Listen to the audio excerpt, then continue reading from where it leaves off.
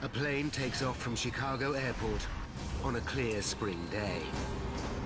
As the wheels leave the runway, it loses power from one of its engines. Suddenly, it rolls to the left. Seconds later, the aircraft hits the ground and disintegrates, smashing into a trailer park. 273 people are dead. Now, a team of investigators must find out exactly what went wrong in America's most catastrophic air accident. What they discover will uncover fatal shortcomings in the American aviation business and change the industry forever. Disasters don't just happen. They're a chain of critical events. Unravel the clues and count down those final seconds from disaster.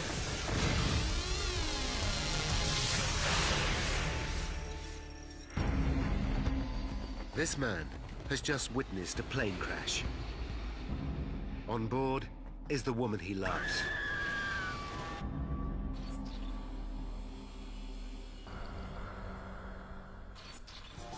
North America, Illinois, Chicago.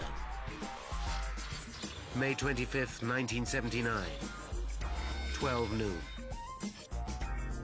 America's third biggest city, with the busiest airport in the world. Every minute, a plane lands or takes off from O'Hare International Airport. More than 2,000 flights a day. This is one of the most crowded airspaces in the world. On its final approach to O'Hare is an American Airlines DC-10, flying in from Phoenix, Arizona. At the controls is 53-year-old Captain Walter Lux. Walter has worked for American Airlines for 29 years and completed over 22,000 flying hours. Welcome to Chicago, ladies and gentlemen. Thank you for flying American Airlines. It's 1:30 p.m. and Walter prepares to go off duty when a fellow pilot approaches him. The colleague has to attend a family function and asks Walter whether he'll swap shifts and take flight 191 to Los Angeles that afternoon. Walter has to think hard. It's the Friday before Memorial Day holiday weekend, and Walter is looking forward to the break. He lives in Phoenix, but this weekend he plans to stay in the family holiday home in the Chicago area with his son Michael. It's a neat little house in between two lakes that my dad has purchased way back in 1959. Usually we're out on the water, either fishing or sailing. The request will mean Walter changing his plans. But he also knows he can call for a return favor in the future. Okay, I'll see you soon. Back we go again, huh? Let's go. There's no time to let his son Michael know about the change. He'll have to call him from LA. Already, passengers are checking in for Flight 191.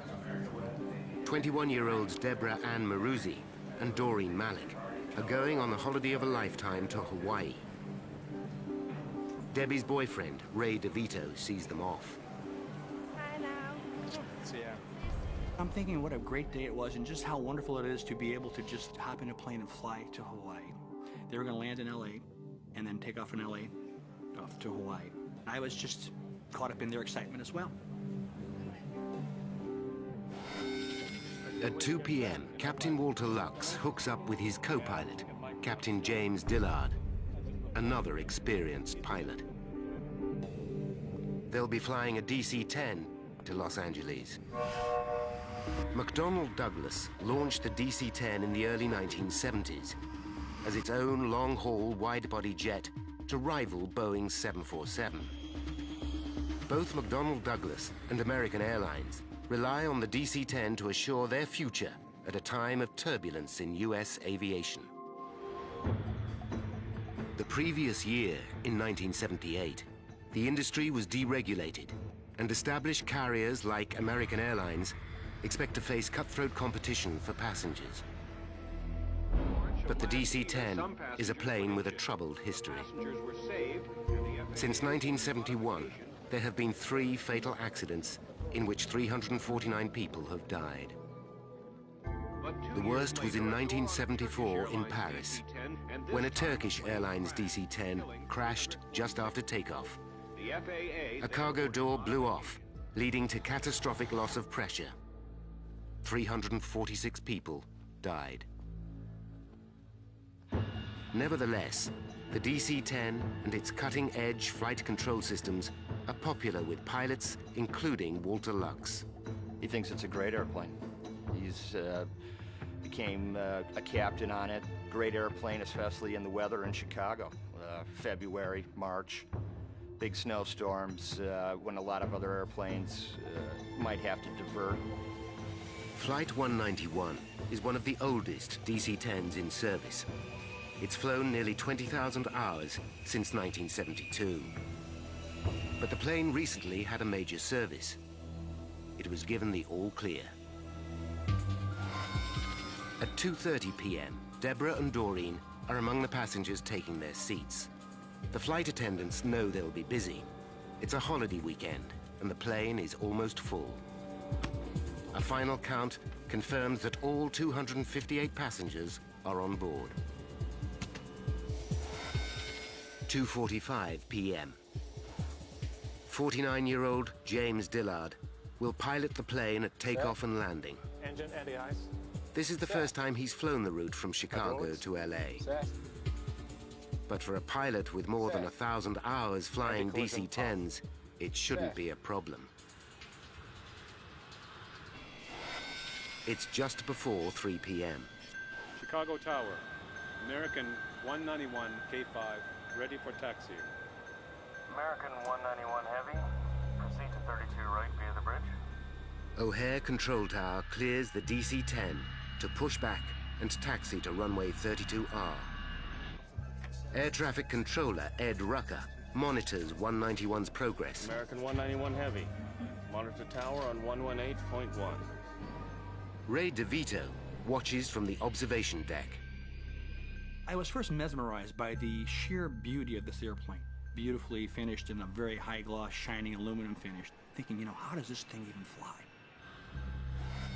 At 3:01 p.m., 191 pauses for an incoming plane. 32 right, position and hold. All right. A minute later, 191, it's turn cleared right, for heading takeoff. 330, clear for takeoff. 32 right, no delay. American 191, on our way. In standard pilot procedure, both Dillard and Lux move the throttle forward. V1. The wing slats are extended to increase the plane's lift. Within 50 seconds, the 170-ton DC-10 reaches takeoff speed. Rotate.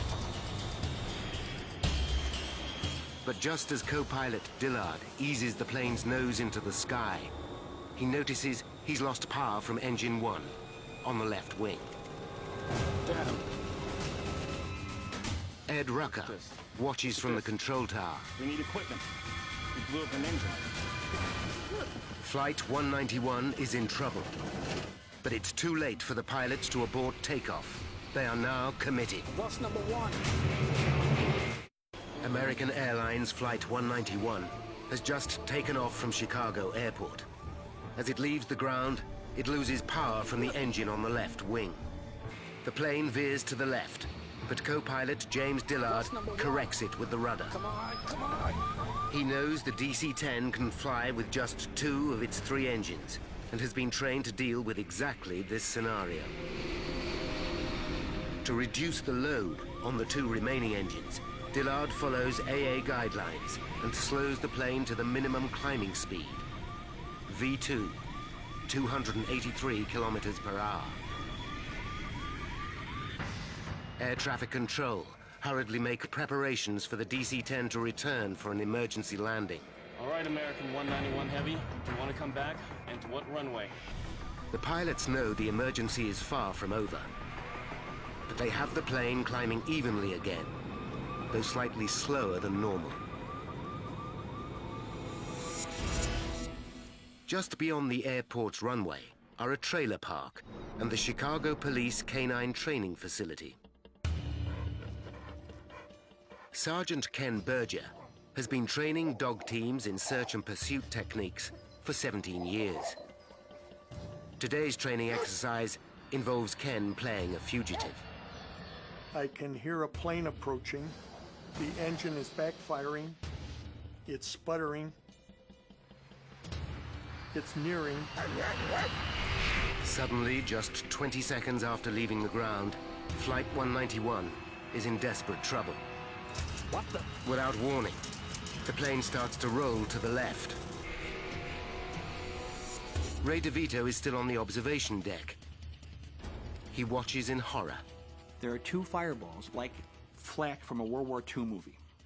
Two big bangs with a red flash fire, and then it begins to roll over. Within seconds, the aircraft banks dramatically to the left.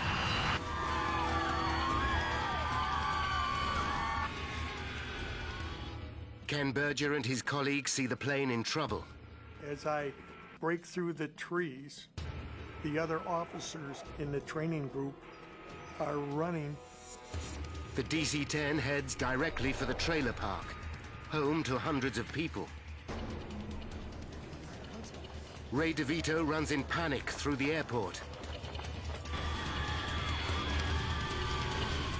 Pilots Lux and Dillard fight to level the aircraft. But the plane does not respond. The nose drops below the horizon. He's not talking to me. In air traffic control, Ed Rucker can do nothing but watch as the nightmare unfolds before him.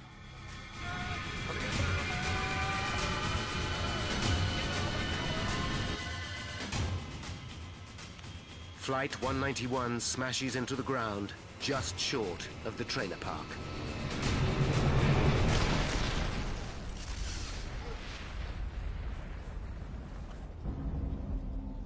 It sends a fireball 100 feet in the air, thick black smoke, and I can feel the heat.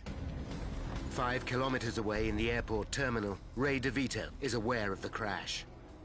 I streak down the stairs, and as I'm doing so, I can hear the explosion, the faint rumble on the ground as the plane exploded. In the impact, debris smashes into mobile homes. As he emerges from the terminal, Ray DeVito senses the seriousness of the crash. I run out of the terminal, into the street, and now I see the huge smoke cloud. Berger and his fellow officers are enveloped in thick black smoke.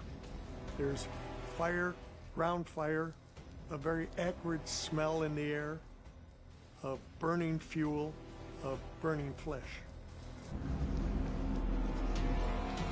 Ray DeVito finds his way onto the airport tarmac and sprints towards the crash site, along an active runway. I'm thinking as I'm running, dear God, let her be safe, let the aircraft be safe, let this not be as bad as it looks.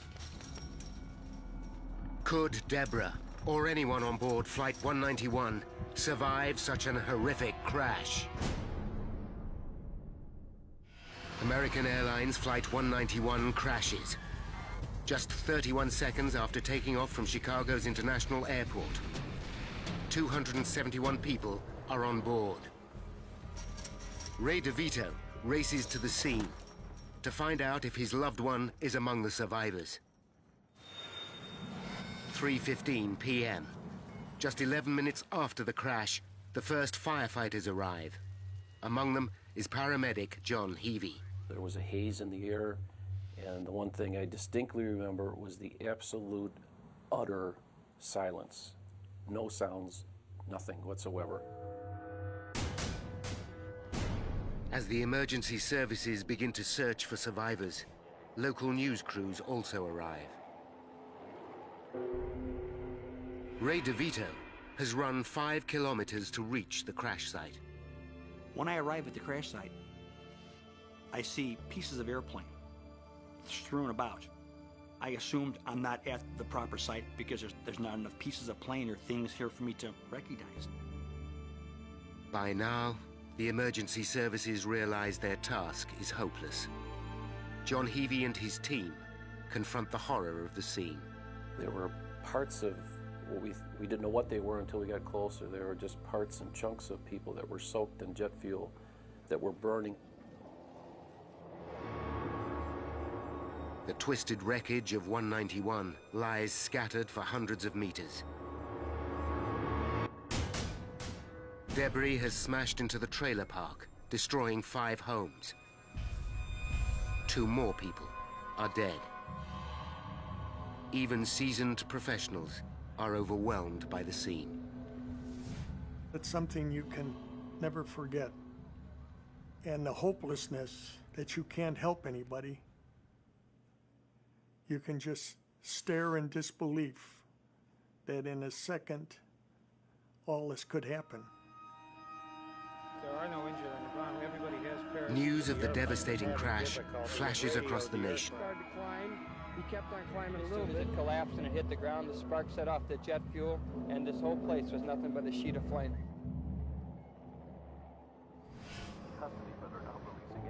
In Phoenix, Arizona, the news alerts Michael Lux, son of pilot Walter Lux.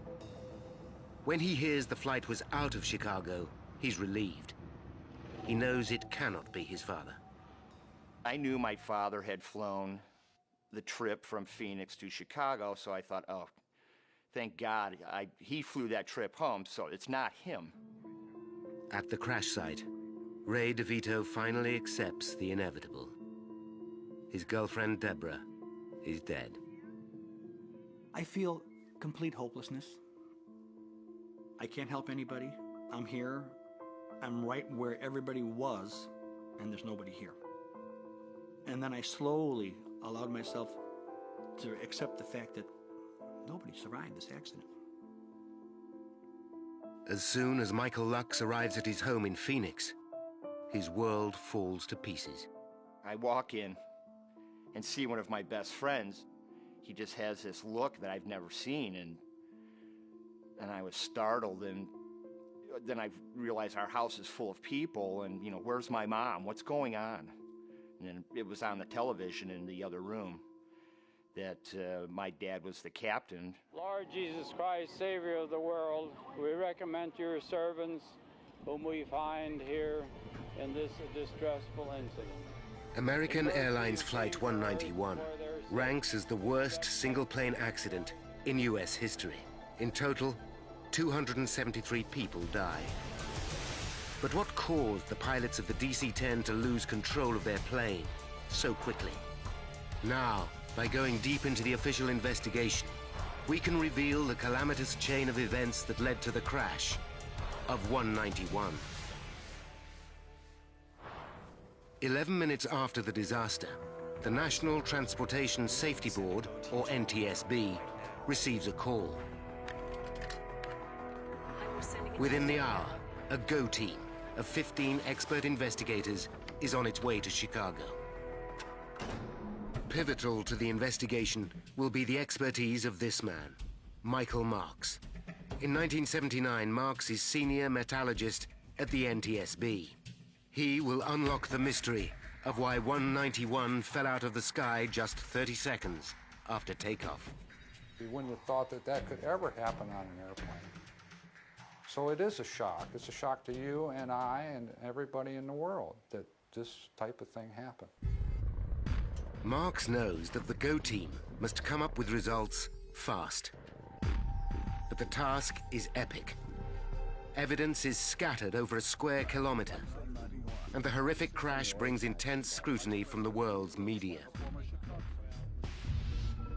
The investigators know this is the 4th fatal accident involving a DC-10 since its introduction in 1971.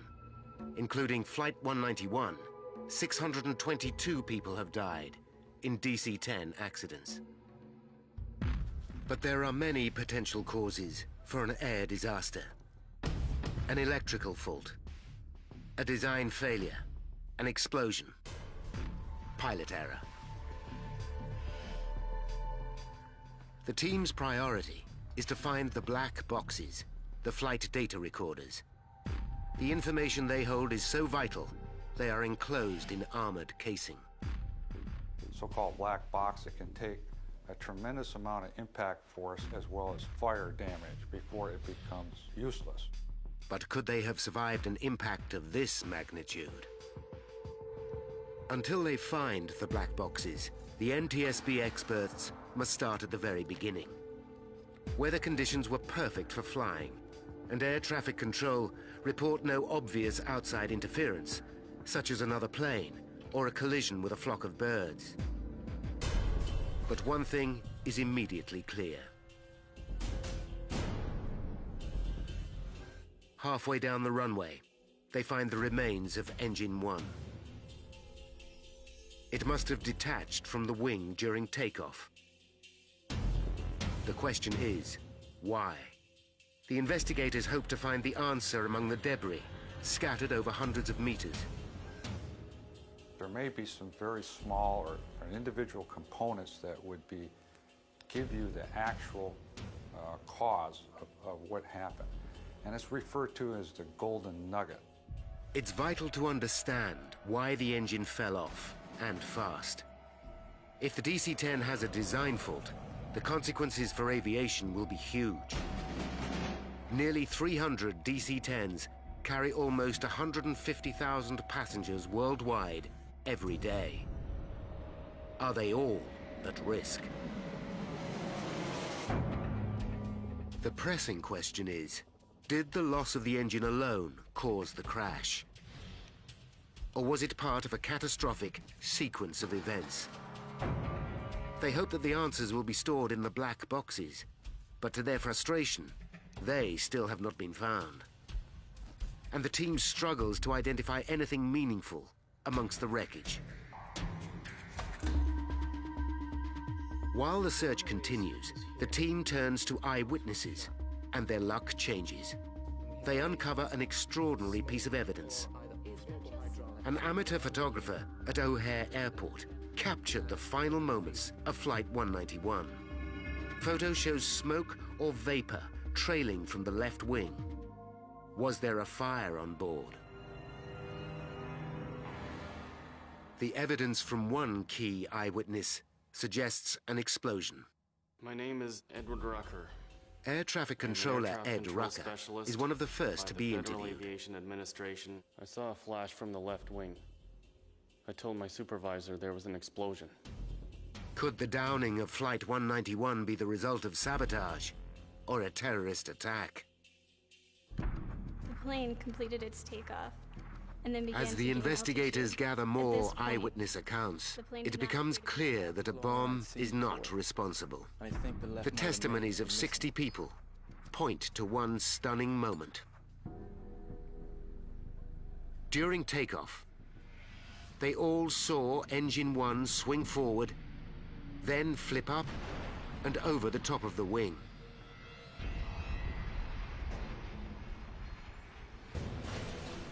It's a shocking revelation that points towards structural failure. If true, it could potentially affect every DC-10 in the air. This would be the airline industry's worst nightmare.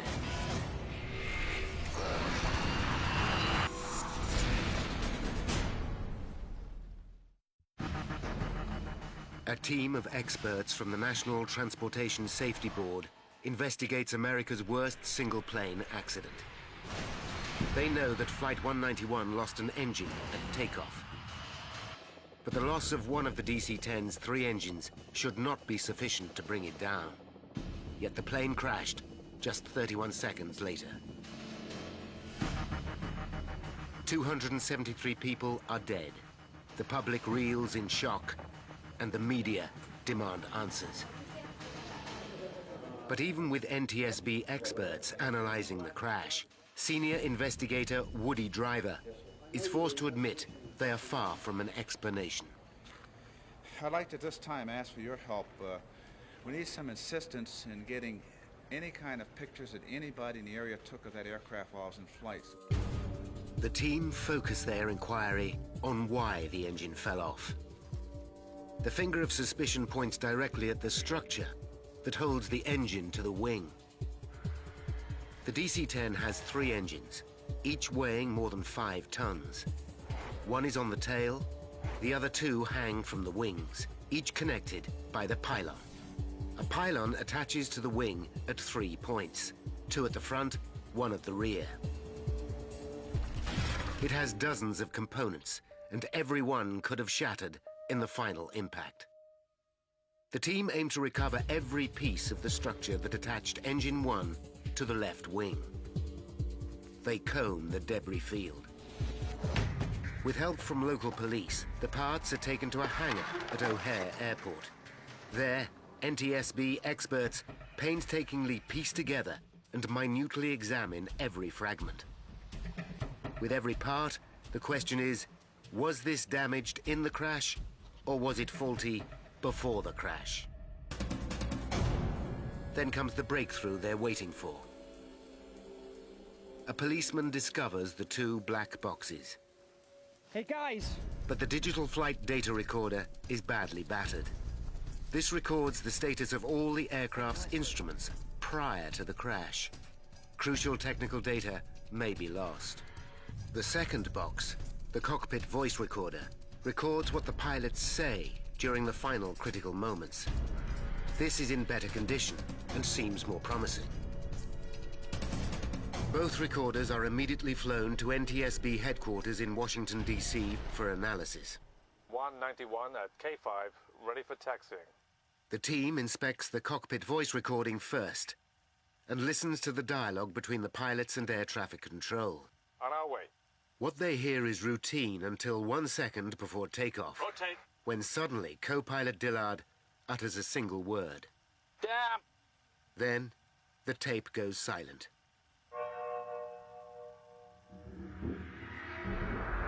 Rotate. The voice recorder stops at takeoff.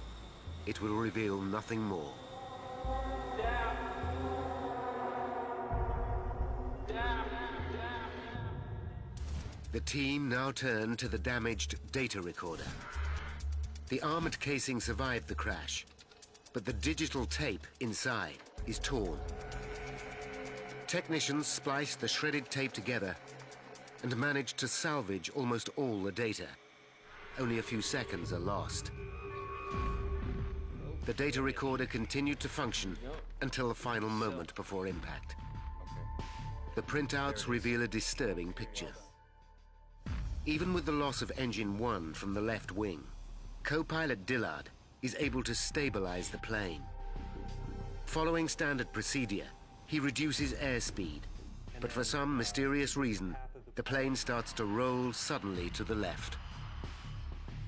The investigators search the data recorder for the settings of the ailerons and slats on the left wing. These allow the pilot to control the aircraft. But this crucial data seems to be missing. Even though the data recorder continues working, it stops recording this information at exactly the same moment the voice recorder cuts out. The question is, why? It's now 48 hours since the crash. In Chicago, the team examining the wreckage makes a significant find. After close scrutiny of the pylon assembly that holds the engine to the wing, investigators discover what they believe to be probable cause for the engine falling off. A fractured bolt. It's a much-needed breakthrough, and the team hastily organizes a press conference. Michael Marks, senior metallurgist at the NTSB, flies into Chicago, but misses the beginning of the press conference. He arrives just as his boss, Deputy Chairman Woody Driver, makes a statement. The investigation revealed the presence of a fatigue fracture. While Driver speaks to the press, a colleague hands Marks the fractured bolt.